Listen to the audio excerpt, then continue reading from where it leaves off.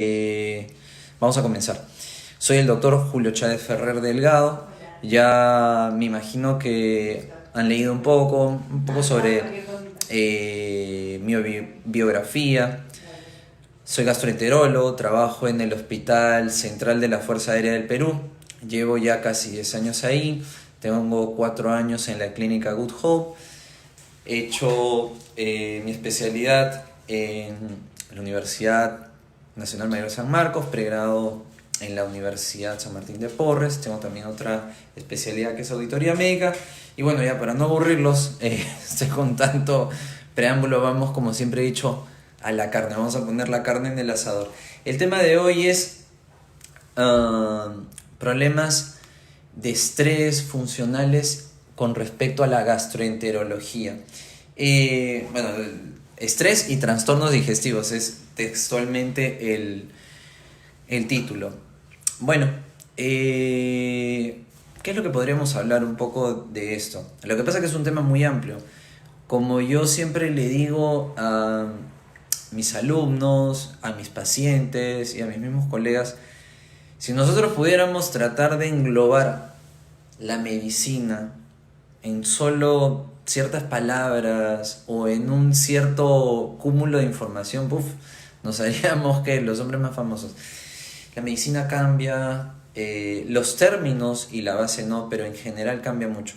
Y uno de los términos que se acuña mucho desde tiempos pasados es de que siempre nosotros vamos a tener, si quieren verlo, dos cosas: la parte somática, que es la parte del cuerpo, y la parte de la psiquis, la parte mental. Entonces, de ahí problemas, como se dicen, la pirosis funcional, puede haber lo que se llama el síndrome de intestino irritable, que este último es muy común. Entonces, tenemos una gran variedad de problemas que se inician en la psiquis y se somatizan en el cuerpo. Entonces, Ahora sí. perdón, ¿ahora sí? Sí. Ya. Mil disculpas. Como le digo, es mi primera vez en estos problemas técnico-tácticos, como digo. No sé qué problema ha habido con la señal de Wi-Fi.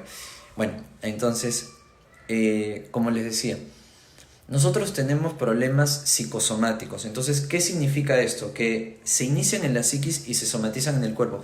Vamos a utilizar brevísimamente un ejemplo, porque tampoco no es el punto. Acá no quiero aburrirlos mucho con cosas teóricas, sino ejemplos prácticos, como siempre le digo a mis pacientes para que entiendan un poco. ¿Qué es lo que pasa cuando un paciente viene? La típica consulta, si quieren verlo así, vamos a hacer un poco de estadísticas. Si quieren verlo. La típica consulta de un paciente que viene a gastroenterología no es tengo ardor en el estómago, no es estoy teniendo problemas para defecar, no, sino tengo gases, se me hincha la barriga, tengo mala digestión. Eso en cristiano es la dispepsia. Entonces, antiguamente lo que se hacía era, como les decía, se dividía dispepsia orgánica, dispepsia funcional. Dispepsia orgánica no es el tema de ahora, porque el tema de ahora es, como le digo, estrés y trastorno digestivo.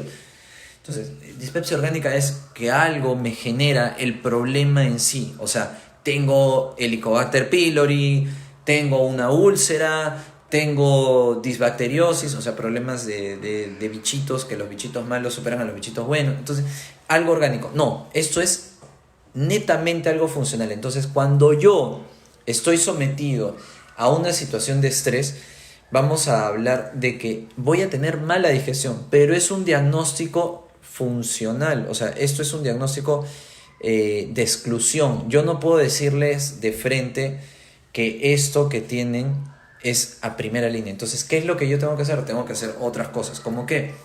Tengo que hacer exámenes para, primero, descartar organicidad. Llámese exámenes de sangre, exámenes de heces, exámenes de imágenes, inclusive estudios endoscópicos. Y después de haber descartado todo lo orgánico, ahí les puedo decir que es algo funcional. ¿Y por qué les digo todo esto?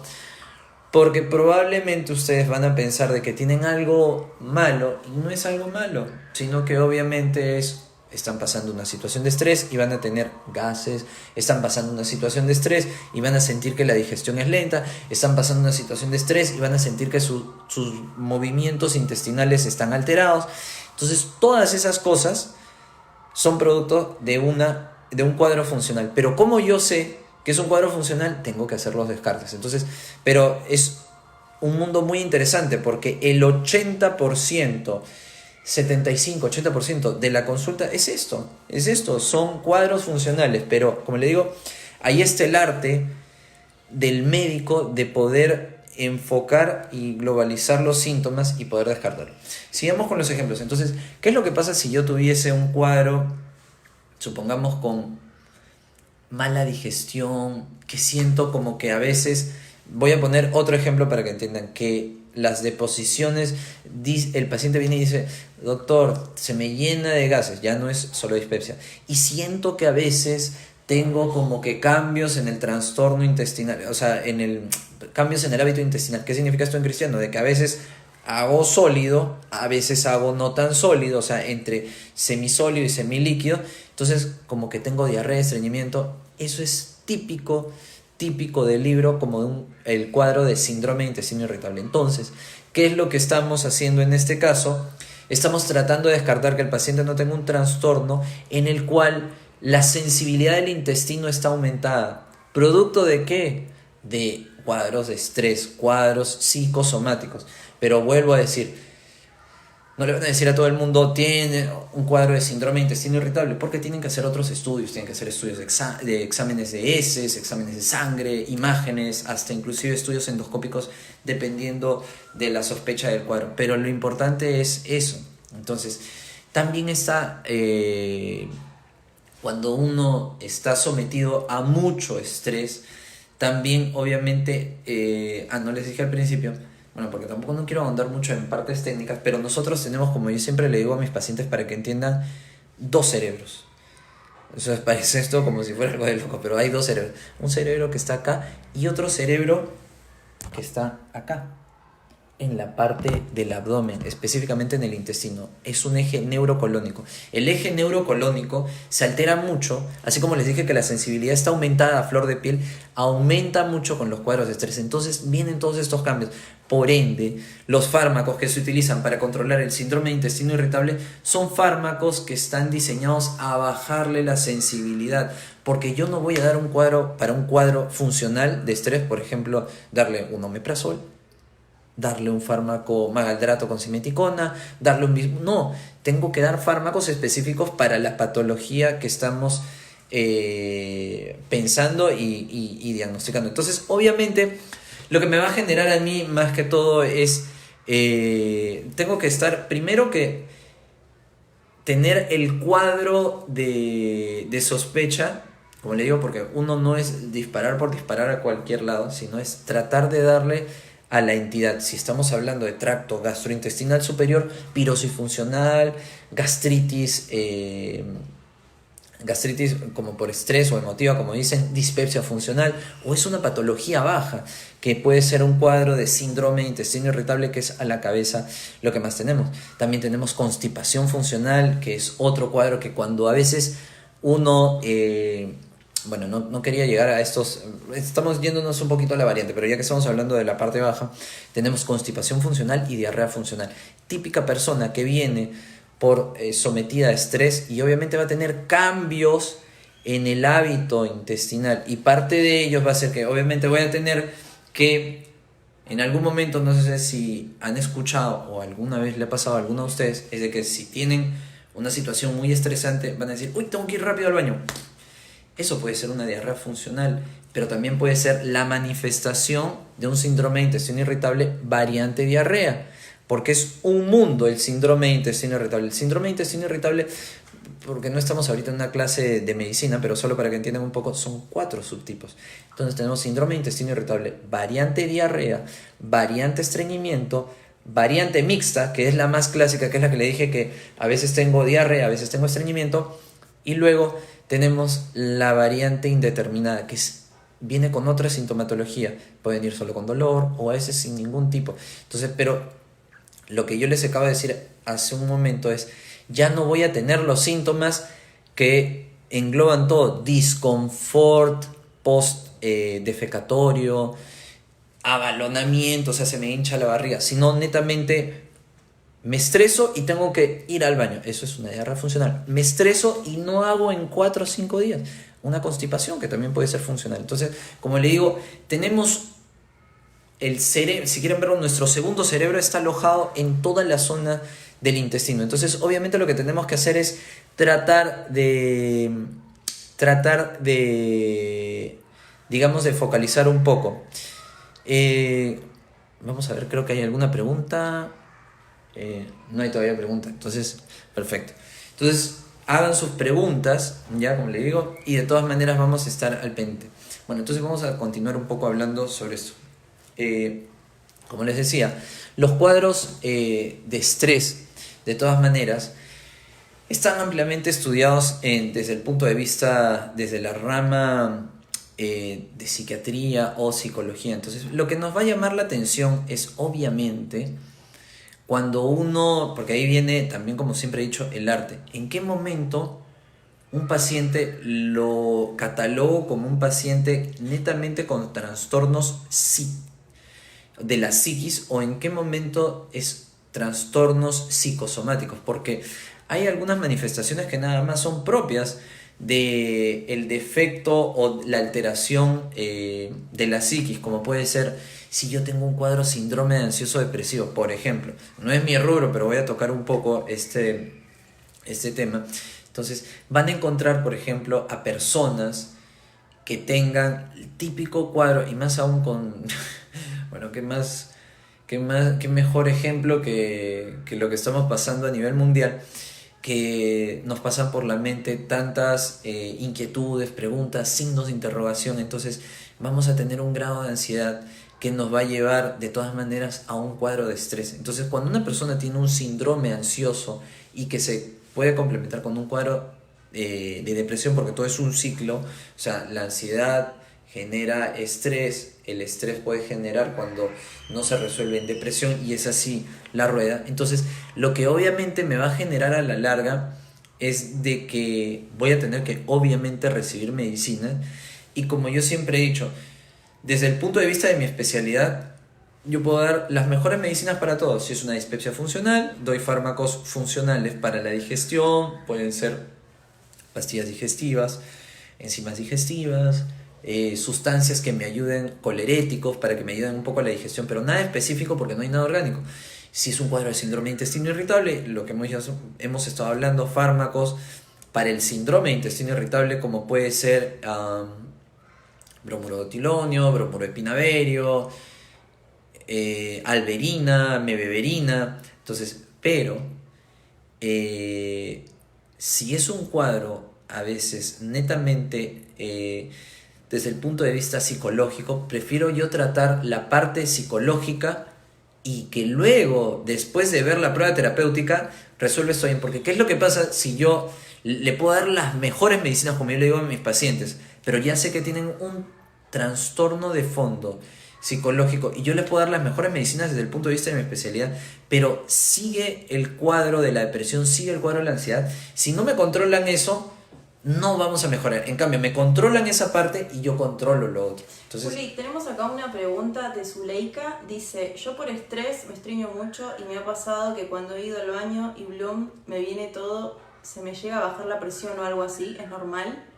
a ver, bueno, respondiendo a la pregunta de Zuleika, bueno, lo que pasa que de todas maneras no te asustes, porque lo que pasa que cuando hay baja de presión, no es que te baje la presión, sino que definitivamente primero tenemos que saber cuánto es el tiempo que no haces deposiciones.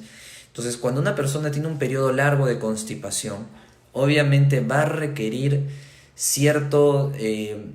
o sea, la maniobra de Valsalva va a ser mayor. ¿Qué significa esto en cristiano? Que vas a tener que pujar un poco más para no llegar a explicar ni hacer mucho hincapié en esto. Entonces, al hacer mucho pujo, acuérdate que hemos dicho que toda esta zona es una zona altamente inervada, vas a probablemente activar algo que se llama reflejo vasovagal. El reflejo vasovagal genera de todas maneras taquicardia, sensación de sudoración, inclusive como que te fueras a desmayar, pero es normal. ¿Por qué? Porque has hecho un pujo muy excesivo. Yo más bien me preocuparía no solo por eso, sino porque creo que si entendí la pregunta, me decías de que es normal que te baje la presión, tal vez no la presión, sino que vas a sentir, como te digo, un esfuerzo mayor, sudoración, porque estás activando el reflejo vasovagal que ya te expliqué, pero me preocuparía más bien por lo que podrías generar lesiones orgánicas, como que, eso es lo que yo veo siempre, fisura anal, hemorroides externos trombosados, abscesos, porque obviamente ese bolo fecal duro puede lacerar la parte de la salida, específicamente la zona perianal. Hay otra pregunta de Castro Adolfo que dice: doctor, desde hace tiempo me duele la zona de la vesícula, pero en 3 ecografías abdominales todo está normal. No hay cálculos en la vesícula ni barrio biliar. La verdad no entiendo, ¿me podría ayudar con una respuesta, por favor? Bueno, a ver, para responderle al señor Castro, lo que pasa es de que efectivamente, acá hay dos cosas, como yo siempre he dicho, en medicina no hay nada absoluto. Siempre, si quieren verlo así, nosotros no somos matemáticos, o sea, no es 2 más 2 es 4. El cuerpo humano no es algo como que yo diga 1 más 1 es 2, no. Entonces, cada organismo es distinto. Poniendo el ejemplo concreto de que me acabas de explicar tú, a ver, entonces vamos a entender. Si tienes un dolor en una zona, como hemos hablado, hay que descartar primero que no sea orgánico, y si no es orgánico, pensar en todo lo que hemos hablado en los minutos previos de lo funcional. Pero yo agotaría todo. Efectivamente, ya te han hecho una prueba bioquímica, no hay nada en la vesícula. Efectivamente, te han hecho un problema, te han hecho exámenes de imágenes y no hay nada, no hay cálculos, no hay barro biliar. Pero puede haber otras cosas. Y lo principal, si hay mucho dolor, a veces uno puede optar por otros estudios para pensar, siempre pensando en que hay algo orgánico. Si no hay nada que me oriente a escalar en otros tipos de exámenes más específicos, yo me quedaría nada más solo con el punto de vista que puede ser algo funcional. Entonces, en patología biliar específicamente, hay algo que se llama los problemas motores, o sea que no es nada algo orgánico, es una posibilidad. Puede ser de que tu vesícula sea disquinética. ¿Qué significa? Que se mueva. Normalmente, cuando nosotros comemos grasa, la colecistoquinina, que es una enzima, hace de que se contraiga y salga la bilis, pero digamos que se contrae no coordinadamente tu vesícula, entonces cuando comas grasas no va a contraerse de forma adecuada. Es una probable causa y puede ser un tipo de dismotilidad vesicular o disquinesia biliar, como la llaman el término médico, que puede ser lo que te esté generando eso. Lo otro es de que, bueno, como siempre he dicho, ahondando en otros exámenes, puede ser que tengas un barro biliar tan escaso que no lo vean en la ecografía y que tal vez salga en otros estudios como una resonancia.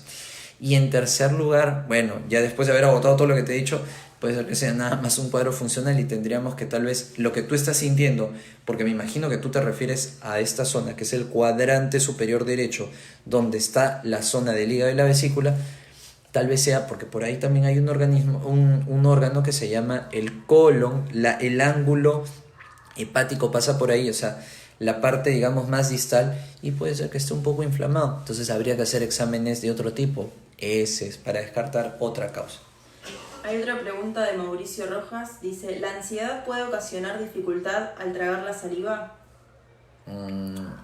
Muy buena pregunta, Mauricio. Lo que pasa que no solo la ansiedad pueda generar trastornos de deglución de la saliva, claro que sí, pero como acuérdense del speech inicial cuando comencé, antes de yo sé que este es el tema netamente de estrés y trastorno digestivo, pero antes de decir que algo es funcional, tengo que morir en mi diagnóstico diciendo que es algo orgánico. O sea, no me puedo de frente decir es funcional. Entonces yo pensaría primero cómo está la dificultad para deglutir saliva. Si está acompañado de también molestias al pasar los alimentos, tendría que catalogarlo como una disfagia. Eso es dificultad para deglutir alimentos. Y como es arriba, se llama disfagia alta. Tendría que ver cómo está la zona de la hipofaringe, o sea, la zona más distal de la faringe, la zona del esófago proximal. Entonces tendría que descartar si hay algún problema a nivel laríngeo, si hay un problema a nivel esofágico superior, algún divertículo, algo, alguna estrechez, alguna dismotilidad, a veces también que puede haber el esófago, como es la parte inicial del tracto gastrointestinal, tiene una motilidad. Entonces, si esta motilidad está alterada, también va a generar este tipo de problemas. Pero como le digo, primero tendremos que ver otras cosas. Tal vez hacer una radiografía con contraste, para que toma un contraste varitado y se ve si justo si hay movimientos alterados, una endoscopía para descartar que no haya ningún tipo de alteración anatómica, un divertículo, una membrana, un anillo, algo que me esté generando eso. Y ya después de haber visto todo eso, pensaría que podría ser un problema nada más funcional. Rosario Hinojosa pregunta, ¿existen otros órganos aparte del intestino que se afectan con cuadros de ansiedad o depresión? A ver, Rosario, como estaba comenzando, como comencé, perdón, la conferencia al inicio, claro, tenemos todo el tracto gastrointestinal, no solo el intestino, sino el esófago, el estómago, las vías biliares, que se alteran con los cuadros funcionales. ¿Por qué? Porque son zonas altamente inervadas y que tienen una conexión. Lo que pasa que el eje neurocolónico es un eje que está altamente estudiado, y por ende hay tratamientos específicos para este síndrome de intestino irritable. Pero como también mencionaba, también tenemos pirosis funcional, que bueno, es un diagnóstico, bueno, a ver, para darles un ejemplo, para que entiendan, porque están escuchando muchos términos específicos y lo que quiero es que entiendan un poquito. Para yo decir, pirosis funcional significa, si quieren verlo en cristiano, ardor o dolor en la zona del esternón, detrás del esternón. Es como lo que llaman reflujo, pero no es reflujo. El reflujo es algo orgánico. E inclusive hay algo que se llama el esófago hipersensible, que es muy similar. Esto es un término altamente técnico, no los quiero marear mucho, pero el esófago hipersensible y la pirosis funcional son casi lo mismo, solo que están diferenciadas por una prueba específica que yo hago, que se llama pHimetría. Entonces, que yo coloco una sondita por el esófago y mido qué tanta acidez tengo de la que está supuestamente refluyéndome. Entonces, esa acidez la voy a controlar con un aparatito. Entonces 24 horas voy a estar con esa sondita, y cuando yo sienta molestias voy a estar apretando el aparatito. Entonces ahí me va a medir efectivamente si ha habido o no un pico de la acidez. Entonces, cuando hay una asociación en que la acidez está alta y yo he apretado el botoncito, o sea, tengo molestias, eso se llama esófago hipersensible. Eso requiere tratamiento, un tratamiento mucho más, digamos que escalonado y mucho más arriba que la enfermedad por reflujo normal. Pero miren lo que, y si han estado escuchando desde el comienzo lo que estoy diciendo, pirosis funcional. Si yo estoy hablando de pirosis funcional, eso no lo voy a tratar con inhibidores de bomba, con proquinéticos. No, tengo que utilizar antidepresivos tricíclicos, fármacos, psicofármacos, fármacos que van a nivel de todo lo que es el trastorno de la psiquis. ¿Por qué? Porque es un problema netamente psicosomático. Entonces es distinto el tratamiento. Y era un ejemplo para que entiendan. Sí, hay otra pregunta de Zuleika, otra vez. Doctor, ¿es normal que por el estrés también uno se ponga inapetente al punto de no tener ganas de comer todo el día? Y bueno, lo que pasa que... A ver, Zuleika. Lo que pasa que el estrés puede generar... Bueno, acá ya me estoy tocando el tema de la parte psiquiátrica o psicológica, pero lo que pasa que el cuadro de ansiedad, depresión, estrés, de todas maneras va a generar en el organismo diversas respuestas, porque obviamente lo que pueden generar es, la gran mayoría de personas puede generarles disminución del apetito, pero a otras personas más bien es lo contrario, les genera más bien hiperfagia, o sea, van a querer comer más. Entonces no solo es la disminución del apetito, sino que acuérdense que el estrés va a ir de la mano con varios extremos, se va para un lado o se va para el otro. Por ahora no hay más preguntas. Muy bien, entonces Estamos respondiendo las preguntas de todas las personas que están siguiéndonos y bueno, espero que de todas maneras esto les ayude un poco porque de todas maneras, como le digo, más aún en este estado de aislamiento, si quieren verlo así, el estrés es un componente netamente que se ha vuelto parte de nuestra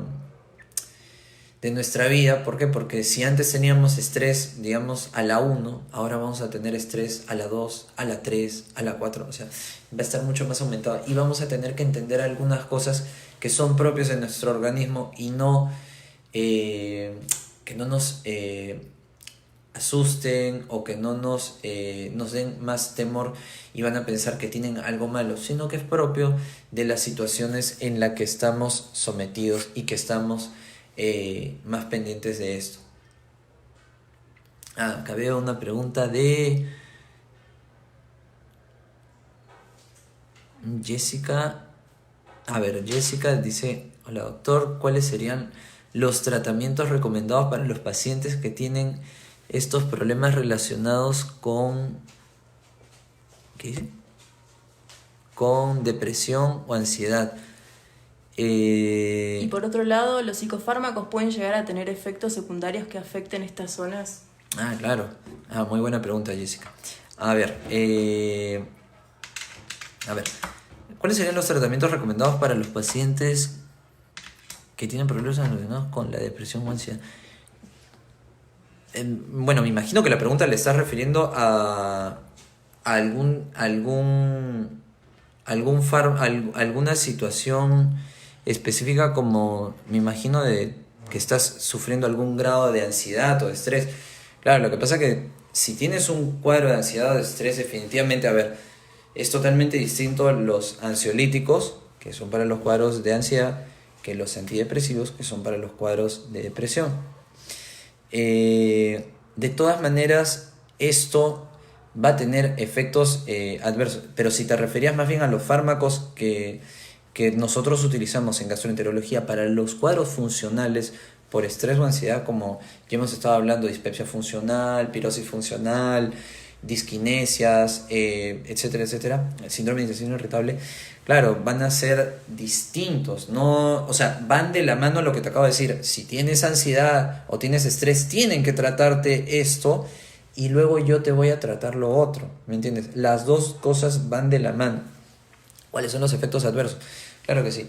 A ver, tenemos efectos adversos principalmente en el caso de los psicofármacos. Bueno, son los efectos conocidos, ¿no? Letargia, depende de la clase, porque hay distintos fármacos. Definitivamente no es mi rubro, pero más o menos para que entiendan un poco, si yo voy a tomar un fármaco, más que todo, por ejemplo, voy a poner ejemplos concretos, antidepresivos, puede generarte serostomía, o sea, la resequedad de la boca, mal sabor en la boca. Si yo tomo ansiolíticos, obviamente voy a tener la sedación prolongada, pero por eso estos fármacos son específicamente prescritos. Y ese es el punto que siempre le digo a todos mis pacientes. Este es el único país, ya, aunque parezca mentira, es un país hermoso, pero definitivamente tiene también sus cosas que no son tan hermosas, que acá uno va a la farmacia y todos los fármacos son OTC, o sea, over the counter. O sea, ¿qué significa? De que yo vengo y que no necesito ninguna receta. Los fármacos over the counter o que uno puede comprar sin prescripción médica están diseñados porque no tienen efectos adversos, pero definitivamente ningún psicofármaco tiene que venderse sin receta médica, tiene que estar indicado por un profesional y específicamente por un especialista, ni siquiera por un médico que no sea el especialista en psicofármacos. Entonces partan siempre de ahí. Entonces siempre toda medicina tiene que ser prescrita por el médico. Entonces, y volviendo al tema, ¿cuáles son los efectos adversos? Definitivamente son una serie interminable de efectos colaterales o secundarios, pero principalmente son esos. Bueno, hay otra pregunta de Juanjo Rivera que dice: ¿cómo afecta a la tiroides o una posible dispepsia o gastritis? ¿Cómo afecta la tiroides a una posible dispepsia o gastritis? Bueno, no tiene ningún tipo de... Bueno, si quieren verlo de compromiso directo, acuérdense que siempre todos los fármacos van a tener algún tipo de interacción, pero no tienen mayormente los problemas endocrinológicos, pero específicamente el ejemplo concreto de un trastorno a nivel de la tiroides no debería generar un problema en la gastritis o en... Dice cómo afecta la tiroides a una posible dispepsia o gastritis. No afectaría mucho. Lo que sí, obviamente, tienes que tener mucho cuidado, y eso siempre digo, es de que lo primero es que, agarrando el ejemplo que acabas de decir, porque siempre esa es otra cosa que también va de la mano, las medicinas tienen que ser, como siempre he dicho, bien prescriptas, y aparte tienen que estar con un horario específico. Entonces, el ejemplo concreto de gastritis y problemas tiroideos, específicamente voy a poner el ejemplo como si fuera hipotiroidismo, tú probablemente vas a recibir un reemplazo hormonal. Entonces es una pastilla que se llama levotiroxina. Entonces la levotiroxina es lo primero que tienes que tomar, y después vienen las otras pastillas. Lo que pasa, ¿por qué lo digo? Porque si tienes gastritis, me imagino que te están dando un fármaco que controle la gastritis. El principal son los inhibidores de bomba de protones, que esos tienen efectos adversos. Pero bueno, el inhibidor de bomba de protones se tiene que tomar 30 minutos antes de las comidas. Y si es en la mañana, obviamente tiene que ser 30 minutos antes del desayuno. Pero la levotiroxina es lo primero. Entonces tú tienes que tomar primero la levotiroxina, si quieres verlo, 50 minutos antes del desayuno, y luego viene tus 30 minutos antes del desayuno. No junten nunca levotiroxina con inhibidores de bomba, porque no va a actuar bien la levotiroxina, y lo peor es no le den primero el inhibidor de bomba y luego la levotiroxina. Hay otra pregunta de Anixa que dice: doctor, tengo colon irritable, con la angustia o temor se activa, ¿qué debo hacer y comer? Gracias. Bueno, a ver, Anixa, principalmente el cuadro de colon irritable, como te estaba comentando hace unos momentos, es un cuadro que está netamente relacionado con los ejes neurocolónico. Entonces yo hago acá, comienzo todo en la psiquis y lo somatizo en el cuerpo. Entonces, obviamente, si vas a tener angustia, estrés, lo primero que les tengo que decir a los pacientes antes de darle, yo te puedo decir, comienza a tomar Move-It, comienza a tomar Spasmomen, comienza a tomar Metospasmil, cualquiera de las variantes para el colon irritable, y te digo las dosis, todo. Pero lo primero que tengo que hacer es lo más difícil, como yo siempre le he dicho a los pacientes: pastillas, cualquier persona puede prescribir pastillas. En cambio, el médico es un artista. El arte de la medicina es cambiar el estilo de vida. Yo tendría que cambiar primero a las personas. Eso es lo difícil. Entonces yo tendría que sentarme contigo lo primero y decirte qué es lo que te está generando estrés, qué es lo que te está generando angustia. Entonces tratemos de solucionar eso. Haz actividades que te ayuden. Obviamente en este contexto de la cuarentena está un poco difícil esto, ¿no? Pero hay otras cosas que podemos hacer. Pero controla la angustia, la ansiedad, todo lo que te pueda dar temor. Entonces eso va a generar a que se active eso. Si tú haces cosas que disminuyan eso, después el tratamiento, créeme que por unos 10 a 15 días es pan comido. Entonces, como te digo, las medicinas, eso puede ser con cualquier fármaco: bromuro de otilonio, bromuro de pinaverio, trimebutina, mebeverina, alberina. Pero específicamente, como te digo, lo principal es cambiar estilo de vida, que es quitarte ese cuadro de estrés. Pero lo otro, que ahí va tu segunda pregunta, es ¿qué debo comer? Eso también es otra cosa muy importante. No soy nutricionista, pero de todas maneras me encanta ahondar un poco en toda la parte de la dietología. Entonces, lo que yo siempre le digo a mis pacientes es: los de colon irritable principalmente tienen que sacarse los vegetales crucíferos. Vegetales crucíferos es lo peor que puedes tener. Y principalmente, si me quieres, o sea, si voy concretamente a la pregunta que me estás diciendo, ¿yo qué es lo que sacaría? Brócoli, coliflor, col, repollo. Los principales vegetales crucíferos. Pero a eso le agregaría lácteos, manzana, sandía, cebolla, alcohol. Entonces, sácame eso y créeme que vas a estar mucho mejor. María Nelda pregunta, doctor, tengo fístula intestinal, tengo dolor y a veces sale como pus. ¿Qué puedo tomar? Fístula intestinal. A ver, Marianelia. Marianeida. A ver, Marianeida. A ver, la definición de fístula intestinal significa que es una comunicación del intestino con alguna zona. Es que normalmente es fístula del intestino, tiene que ser delgado o intestino grueso. Entonces, dependiendo de dónde sea, bueno, supongamos que es intestino delgado. Es una fístula enterocutánea, o sea, de intestino delgado a piel. Es una fístula enterovaginal del intestino a la vagina.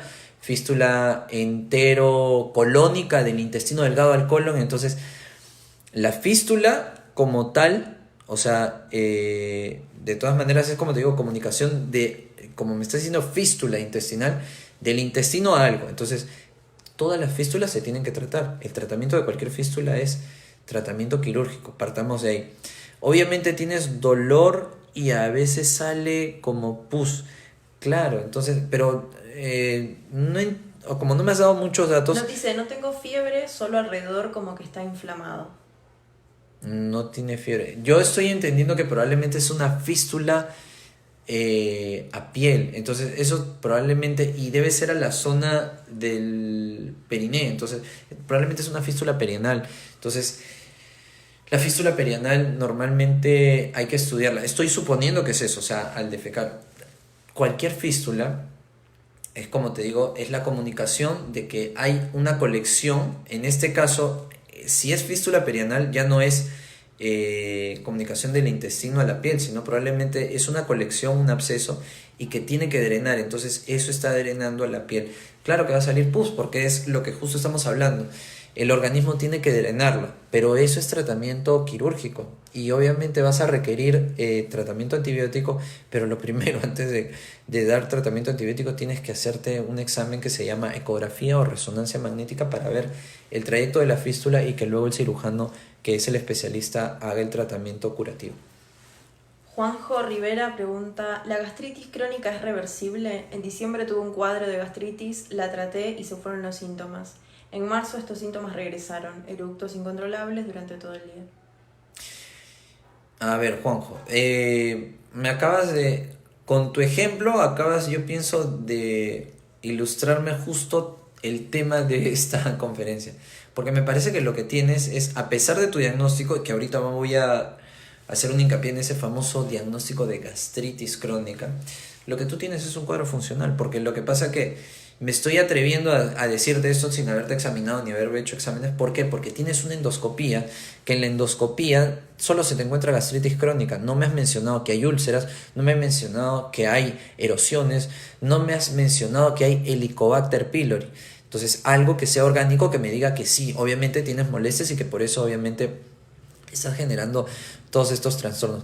Lo que más bien yo pensaría es de que y se me olvida el término, gastritis crónica. Por favor, todos los que me están escuchando acá y que los que me escuchan retransmitan esto a todos sus conocidos para que de una vez se saquen ese término que está mal acuñado.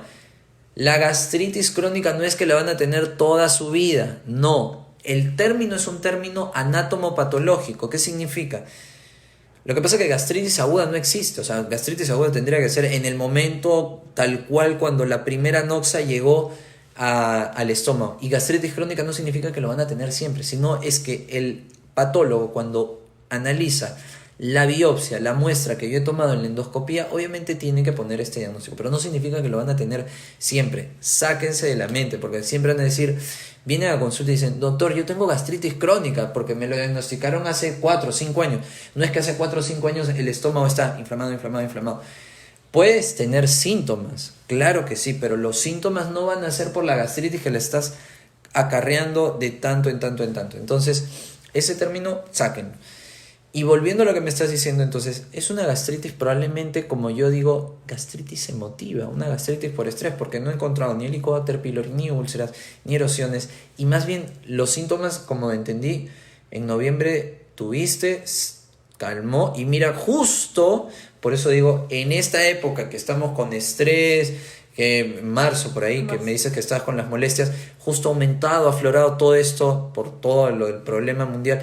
El estrés otra vez tiene síntomas. Yo más bien pensaría que sería una dispepsia funcional. Tendríamos que tratar un poquito el estrés y dar fármacos funcionales, enzimas digestivas o tal vez maldrato con simeticona. María Nelda dice si es fístula de colon a pared, altura del ombligo. Ah, a ver, volviendo a ti, Marianeida. Sí, si es del colon al intestino, lo primero que tendría que preguntarte es que fístula, yo más bien pensaría que sería una colostomía o te han operado de algo, pero yo pensaría más bien que si es una comunicación del colon al intestino, entonces, perdón, del colon a la piel, obviamente vas a tener que eliminar material fecal, es normal, o sea, y el material fecal obviamente va a generar alguna irritación, pero lo que sí me llama la atención es de que tengas algún tipo de pus. Eso sí no es normal. Habría que ver si las zonas aledañas de que este colon ha fistulizado a piel, habría que ver si también está infectado o no, porque no es lo común. ¿Ya? Entonces, bueno. Hay otra pregunta de Rosario Hinojosa que dice: ¿las hernias lumbares pueden generar problemas digestivos o generar mayor sensibilidad a estos procesos? Las hernias lumbares pueden generar problemas digestivos o generar mayor sensibilidad a estos procesos. Bueno, no, lo que pasa que, a ver, Rosario, te explico. Lo que pasa, ahí me estás agarrando con dos cosas, pero acuérdate que tenemos cuadros orgánicos y funcionales. Definitivamente una hernia lumbar es algo orgánico. Definitivamente eso te va a generar dolor. Claro que sí, hay algo. Lo que pasa es que voy a salir un poco del tema donde que estoy hablando de la parte gastroenterológica y me voy a ir a la parte, si quieren ver, osteomuscular. Hay algo que es la lumbalgia mecánica. La lumbalgia mecánica es dolor en la columna por algo. Lordosis, o sea que tengo la columna muy metidita, escoliosis, que la columna está de costado, hernias lumbares, que tengo las vértebras aplastadas, o sea, el colchoncito, que es obviamente la zona, el cartílago va a estar aplastado por deshidratación, por edad, por etc. Y eso va a generar una compresión de la médula y esas son las hernias lumbares. Eso va a generar dolor, radiculopatías. Lo que pasa que hay algo que también se llama, cuando hay un componente por estrés, así como hemos estado hablando toda la parte gastrointestinal, como les dije, voy a salir un poco del rubro, hay una enfermedad que se llama, cuando hay por estrés, hay contractura de todo lo que es una contractura de todo lo que son las zonas musculares de los músculos paravertebrales. Entonces eso va a generar de todas maneras también dolores que simulan mucho esto.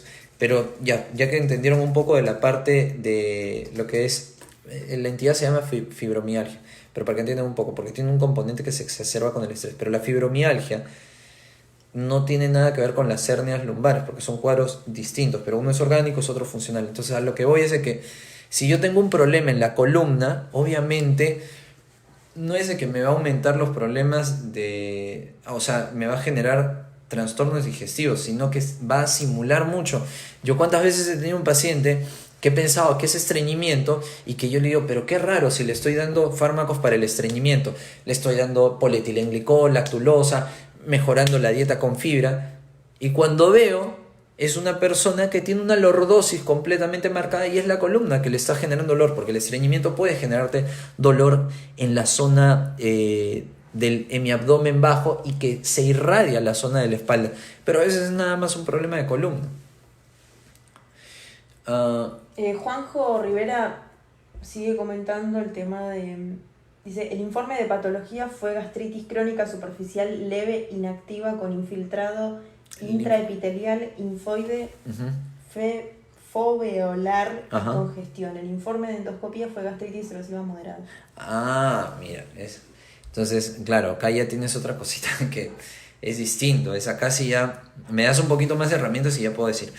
Lo que pasa es que probablemente tus erosiones pueden haber generado algún grado de, de activación de lo que es el dolor en esa zona y probablemente mala digestión, porque obviamente tienes como heriditas, esas son las erosiones. No, una erosión es algo superficial, no llega a ser tan profundo como la úlcera, entonces es solo como que la mucosa se ha desgarrado, si quieren verlo así, pero no es tan profundo, no llega a las capas más profundas como la submucosa o inclusive la muscularis, que se ve un hueco, que eso es la úlcera.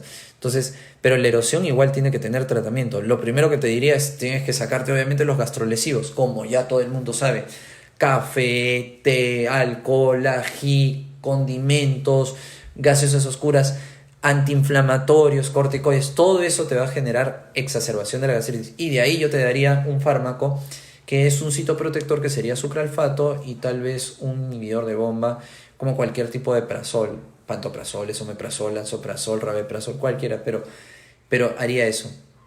Y obviamente tendría que dártelo por un lapso de tiempo, y de ahí vería que hay mejoría. Pero acuérdate siempre, como lo que digo, cambio de estilo de vida, tienes que sacarte todos los gastrolesivos. No hay más preguntas por ahora.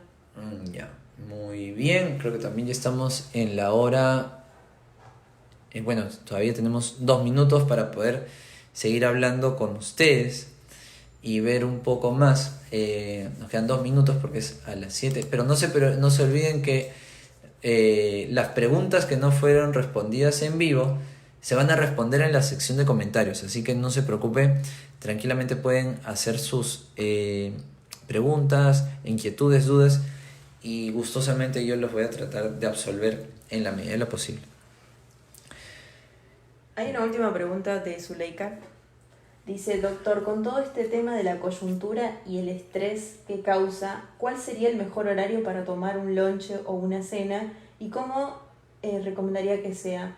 O sea, ¿qué tipos de comidas o bebidas? A ver, Zuleika, yo te recomendaría, primero, como siempre lo he dicho, tenemos que tener horarios. Lo que pasa es que con esto de la cuarentena y con, digamos que el no tener unas actividades normales diarias, porque siempre uno se levantaba a tal hora, almorzaba a tal hora porque salía del trabajo, tenía su break para poder comer, y cenaba llegando del trabajo, como todos, me incluyo yo. Entonces, como que un poco se ha cambiado esto. Entonces, yo te recomendaría, lo primero, como siempre estamos hablando, cambio de estilo de vida. Entonces, yo te recomiendo que primero hazte un horario, siempre. Trata de desayunar siempre a una misma hora. ¿Qué hora yo te recomiendo? Que no, o sea, un desayuno debería ser entre las 8 de la mañana, no más de 9 de la mañana, porque más tarde se te va a juntar con tu siguiente comida, que sería el almuerzo, y créeme que te vas a sentir un poco llena. Va a depender del tipo de alimento, que voy a tratar de explicarte un poco qué es lo que deberías tomar. Y entonces, si no es más de las 9, tranquilamente puedes almorzar a la 1, y que tu cena debería ser, yo calculo prudentemente, a las 7 de la noche.